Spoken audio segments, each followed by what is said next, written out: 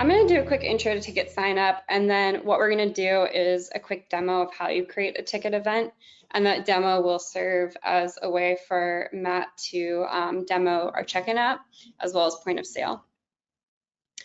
So the first thing is like, how is TicketSignup different than registration? So we talked a little bit about how we work really well for both general admission as well as time ticketing.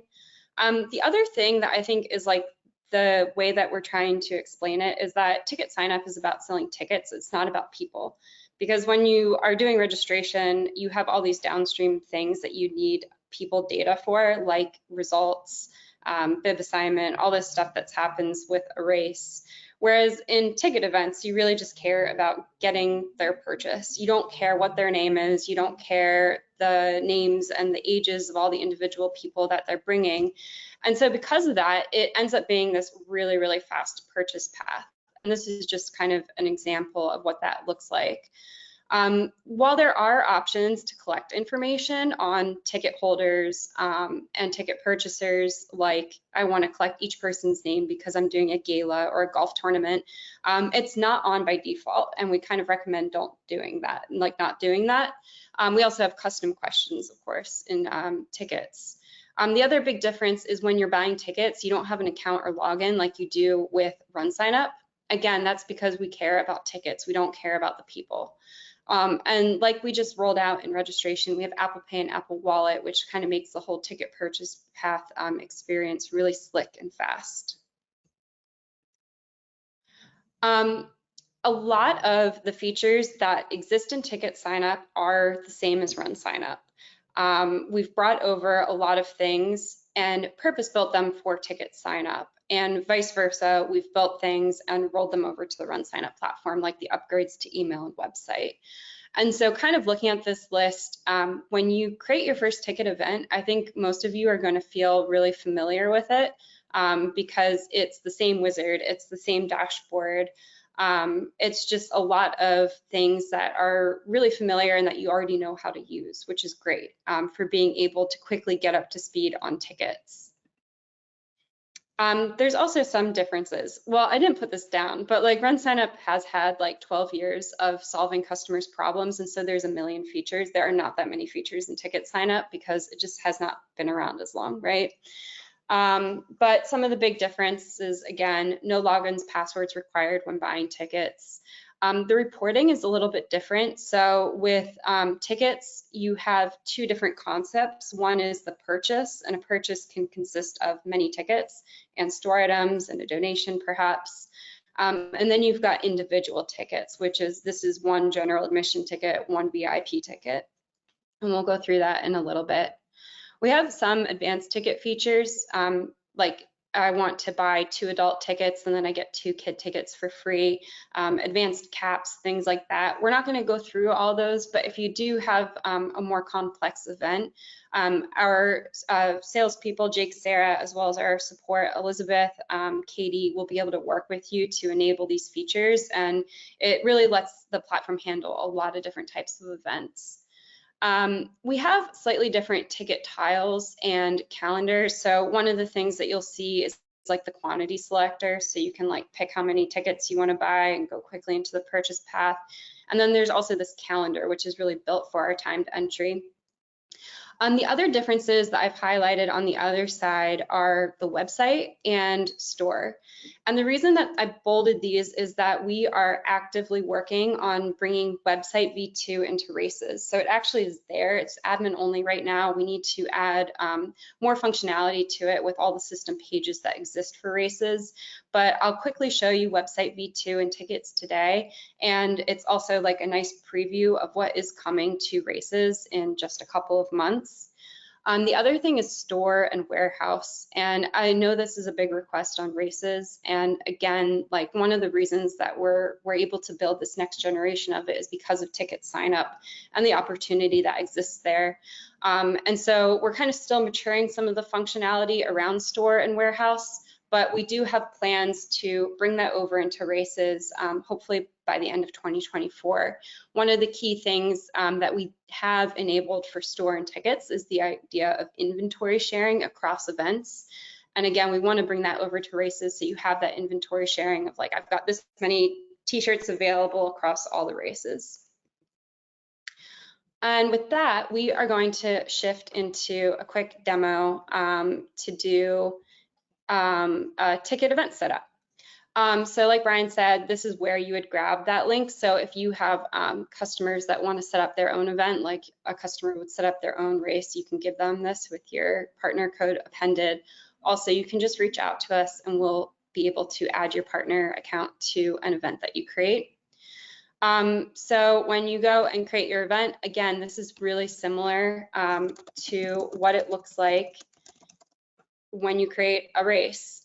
You've got the same thing of setting up your event date. We're going to do this really similar to the example that Brian showed from Adidas Outdoor Nationals, where you've got a ticket for Friday, Saturday, and Sunday. ChatGPT generated a nice little description for this imaginary track meet, and I've got some images already to go. And then we'll do the track here as our place. And then one of the nice things here is, again, we make donations really prominent. So you can enable donations so that when people are buying tickets, that's all in one. Again, that's really differentiated from a lot of other platforms. And when you think about working with like track meets, cross country meets, they're typically associated with like a school or a nonprofit. You can enable donations. It's just a nice little feature to have. These are just questions to let us know a little bit about your event when you're setting up. And then our event is created. The next step of setting up your event is going to be to create tickets. So this is really similar again to what we see in RunSignup. You can add a single purchase period. You can add additional purchase periods. So if the price is going to go up, and then you're just going to enter in the ticket price. Because I'm going to do some real purchases, I'm just going to add these in as $1.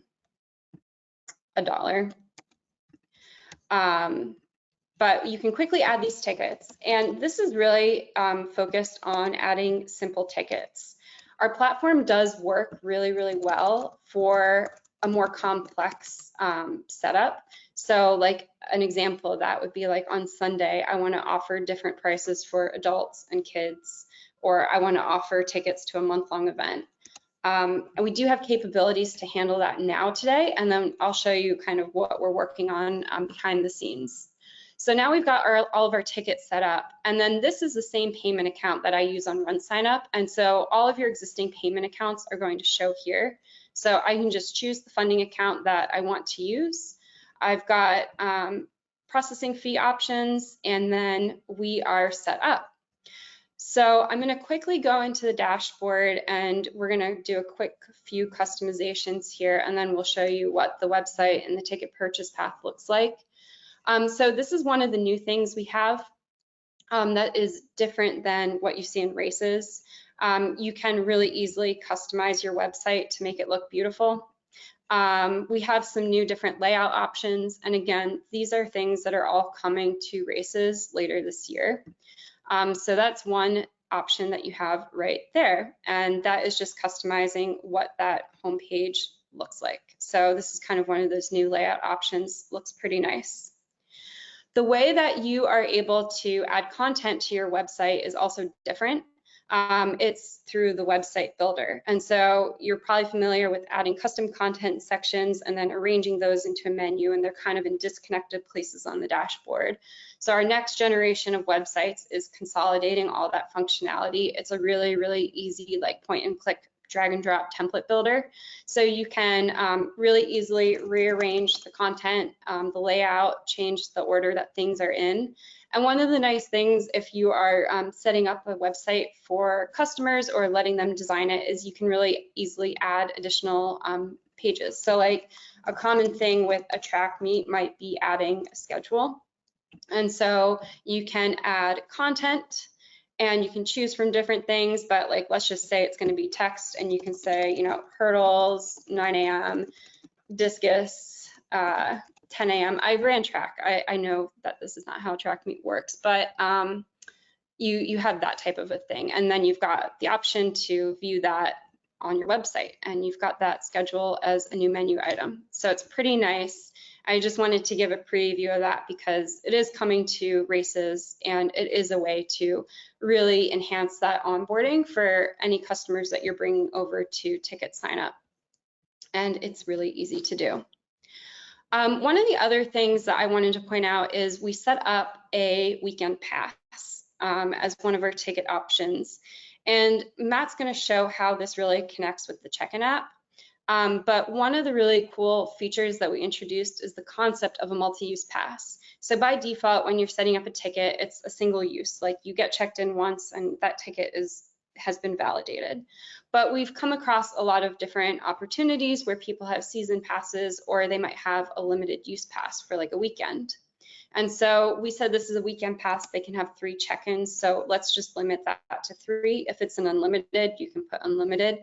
But it's just a really cool way to handle everything, and we'll see how that affects check-in app. The other thing I wanted to mention is caps. It's just like races. You might have a limit on how many people can buy tickets. And so you can just enter in caps. There's tickets that are sold because our team is like doing fake transactions so that there's data in here for Matt to demo the check-in app later on. And again, like you're kind of seeing the same exact things that you see in tickets or in races. You've got imports and ticket management, like participant management. You've got the dashboard that navigates the same way. So it all looks pretty familiar. I did want to show you the store again because we want to demo how that works with the check-in app point of sale. We've seen a lot of customers really like that they can do tickets and store in one platform rather than having that split. And also because this is something that we are going to bring over to races and get rid of what currently exists, replace it with this new stuff. So adding existing items is this concept of a warehouse. I can go pick an existing shirt, or I can create a new item. So I'm just going to create a new one so I can show this today. We're going to do a $1 thing, but you can have strike-through process pricing. Like in races, you can choose where these can be purchased. So we're going to do both when buying a ticket as well as in the standalone store. And then we can set up variants, and variants allow us to do things like size and color, which is what we're going to do for our demo.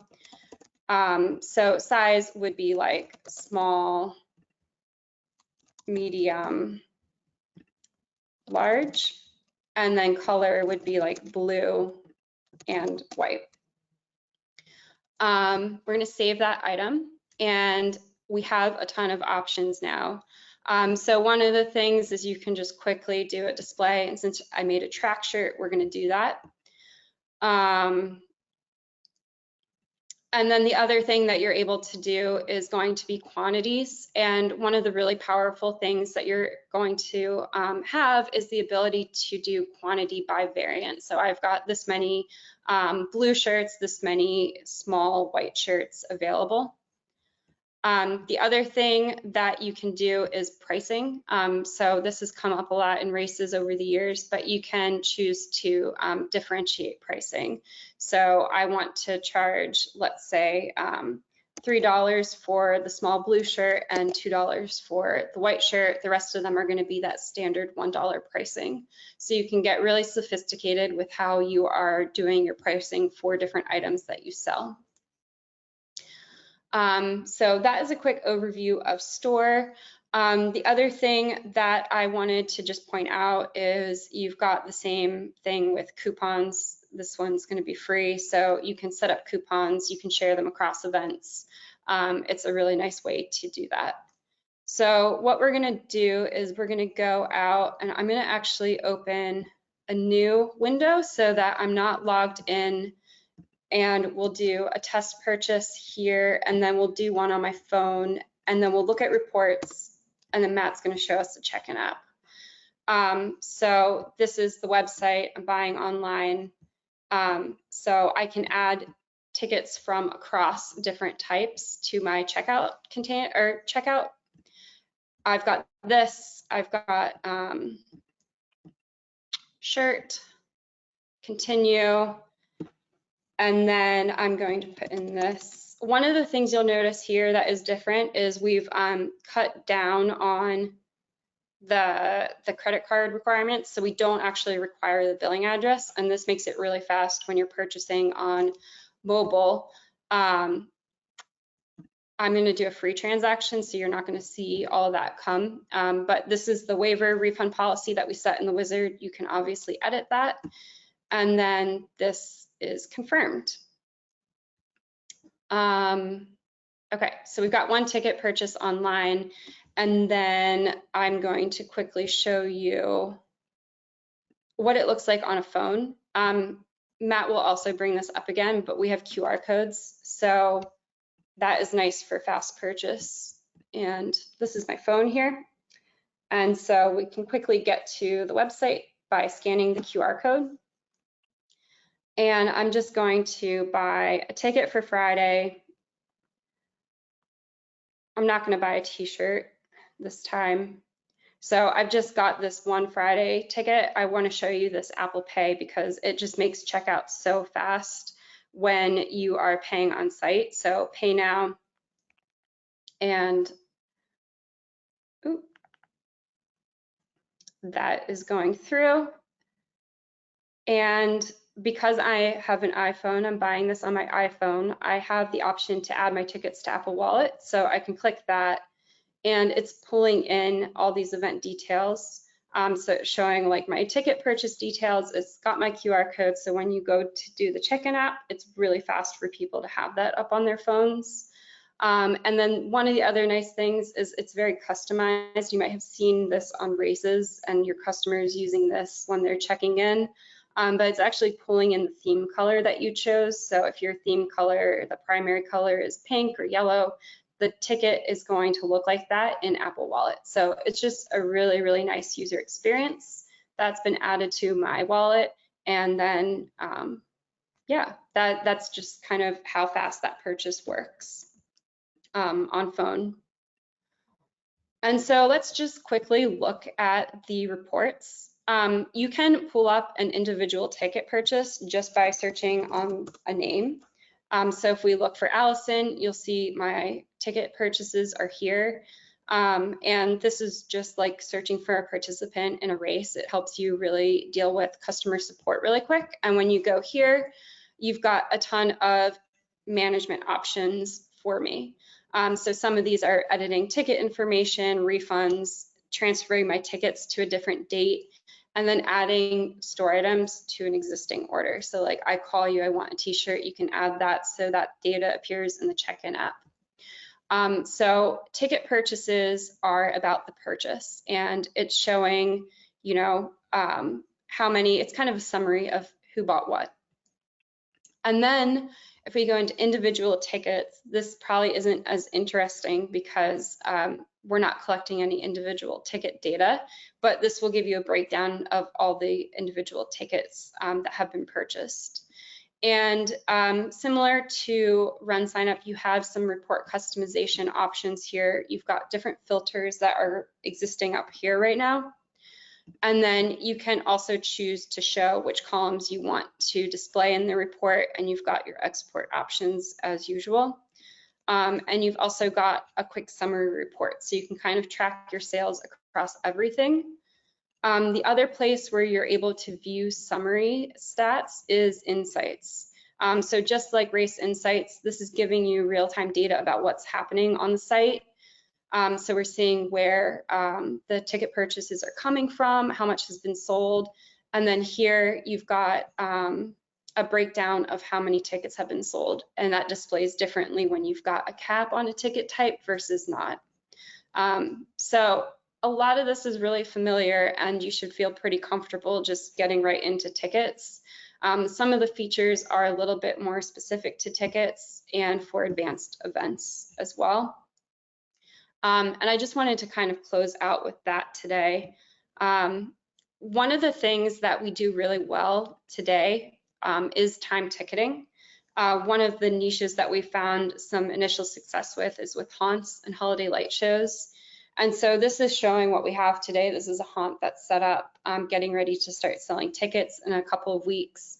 And we have this calendar where people can choose their date. And when they go into the purchase path, they can choose a time slot and a ticket type.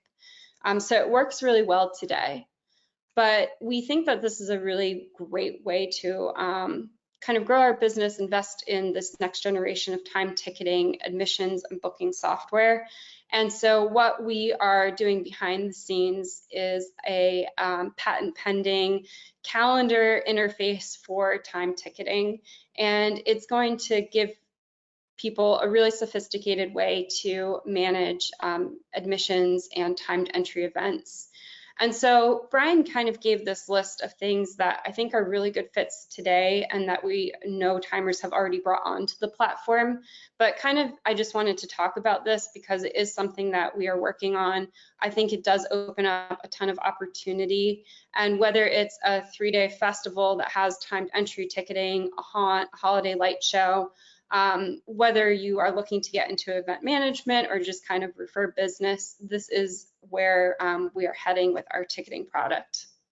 We'll continue to do simple tickets really well, but this is kind of this next generation that has this calendar interface both on the dashboard for controlling your event and all these settings, as well as in the purchase path when people are selecting which ticket they want to buy and which time slot they want to come in. Hey, you made it to the end of the video. Don't touch me. What's going on here? Knock it off.